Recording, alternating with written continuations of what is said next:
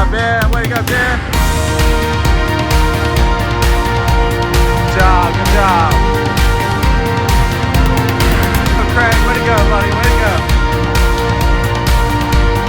I felt good at 57. I didn't run that fast in high school. That's unbelievable. Yeah. Good job, good job. Crushed it. Way to go, way to go.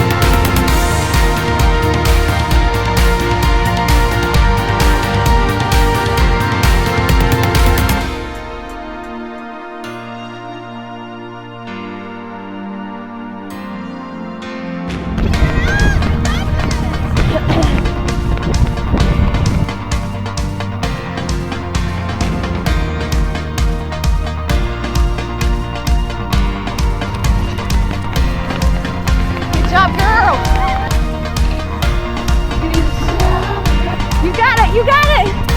All right, now just back where we started. Way to go, girl!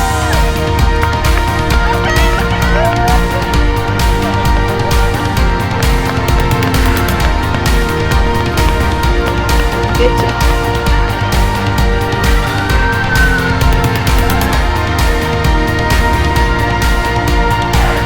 Kick it in! Eford strong, baby! Eford strong, you got it!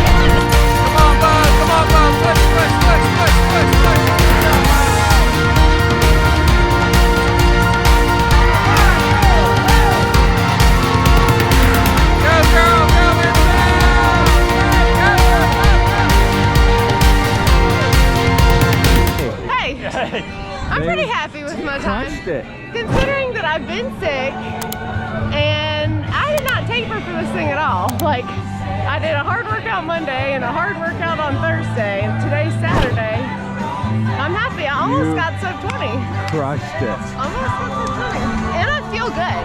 Look at you. Second place overall. What you gonna get with that? Probably some shoes. Hey everybody, this is my week 12 recap, and what a week it was. So I mentioned in last week's video that I was sick and I did not do anything the entire week. That was week 11. Towards the end of the week, I did do like a test easy run and a test easy ride and was starting to feel a little bit better. So I pretty much for like 7 days felt very poorly. So it's like a Sunday to a Sunday is when I was sick.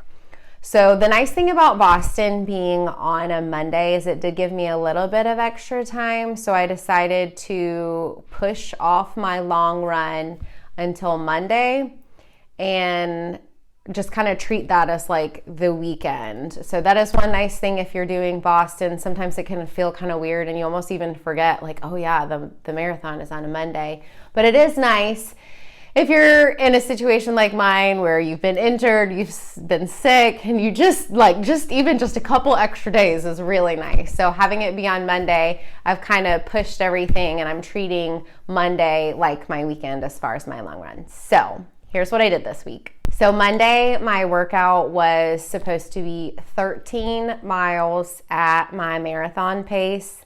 And I tried to keep the expectations low on this, considering like I was still not feeling great. My sinuses were not cleared out. I was still on antibiotics. So I started out and I did the first couple miles at marathon pace, and around like mile 7, I knew I just wasn't going to be able to hang. I started feeling really winded, especially when I was like running up hills. And I actually even stopped and paused my watch a couple times, which I never do, just because I could not really catch my breath. So it did not go very well. Reflecting, I probably should have waited like another day or two, but I was just kind of starting to feel panicky. Like Boston's 2 weeks out and I still have some workouts that I really want to get in. So may have not been the best choice, but I did. I got in the 13 miles and I was glad about that. The overall pace ended up being just below 7:30. So honestly, I should be pretty happy with that and that I was able to get that in. Tuesday, I did a Zwift workout and did my normal strength training at my body pump class. And then on Wednesday, I just did an easy 5. That was my last day on antibiotics and was starting to feel like, see some improvement that, okay, this is getting on its way out and I'm going to be back to normal. So Thursday, I had another workout. This was a key workout. It was 5 by 1K. And when I looked at the targets, I knew it was really ambitious. I think it was 337, and I don't think I've ever hit 337 for the 1Ks. So I was thinking, man, maybe if I could just do like 340, 45, I'd be happy. And the leg turnover just was not there for me. I felt like I was going, but like the governor or whatever it's called that just like keeps you from going any faster than that was there and was just, I just didn't quite have it in me. But strangely, after I finished, like I felt like I could have done more 1K repeats.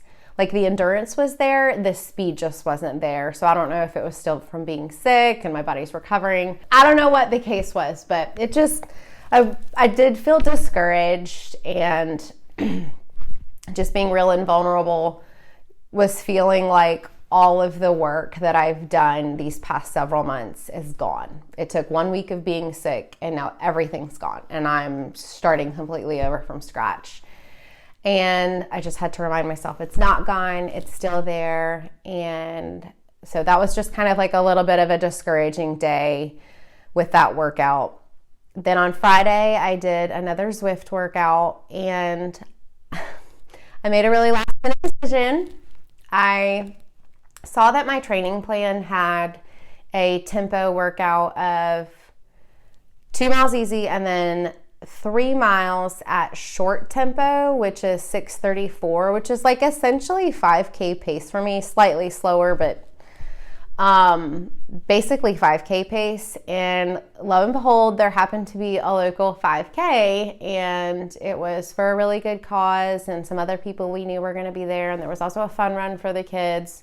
So literally Friday night, I think at like 10 o'clock, I registered to do that and figured maybe it would be easier for me to hit the targets knowing that I'm in a race. Sometimes it's just, you know, you have that motivation and other people are around, and sometimes that can push you a little bit more. So I decided I was not going to bury myself. I wasn't going to try to go for a PR. This is just going to be try to hit the targets, treat it as a workout because Boston is the A race. So I did my warm up, did the 2 mile warm up, and I did the 5K, and I started out a little hot. The first split was 6:20 and then backed off a little bit. And overall, I think my average pace was right around 6:30, so a little bit faster than what the workout said. But I was so happy because I was so discouraged on Thursday after those 1K repeats, and my time was 20:04, which is my second best 5K time ever. Like 2 years ago, I tried really hard to break 20 and did a ton of 5Ks and just kept trying and trying and trying. And I just could not get below like 2030. That was just all of the 5Ks I did. They were all right around like 2040, 2050, some 20, like upper 2030s. I just could not get lower than that. And so to do a 5K after being sick and after already doing some hard workouts earlier in the week, to do a 5K in 2004 and just feel really good afterwards was really encouraging. And I think what I needed to kind of boost my confidence. And like today is the day after and my legs feel great. I don't feel sore at all. And so that was really encouraging to just kind of see, okay, all the work that I've been doing, it's still there. I wouldn't have been able to do that 5K in that time otherwise. So that was really encouraging. It was also really special getting to run with the kids. So they had a fun run. It was, I think, about a half a mile. And BEAU and Annabelle did that, and that is just so special to see them both starting to enjoy running and get into it, and to watch them pace themselves. I was really proud of that. They both ran the whole thing and didn't stop and walk, and that's something that we really encourage them to do, is don't start out too fast, pace yourself.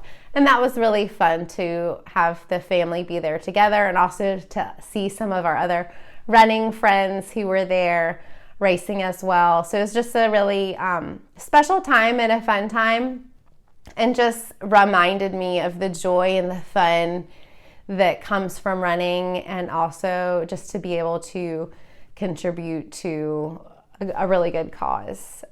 So that was this week, week 12, which obviously I would love to be saying like week 16 or week 17 of a training block, or week 20 of a training block. But obviously, as you guys all know, I've shared in the earlier videos, I had the hamstring injury that set me back about 6 weeks. So week 12 is where I'm at, and that's what I've got. So that was this week, and we are now entering the final days before Boston. So 1 week and 1 day until the marathon.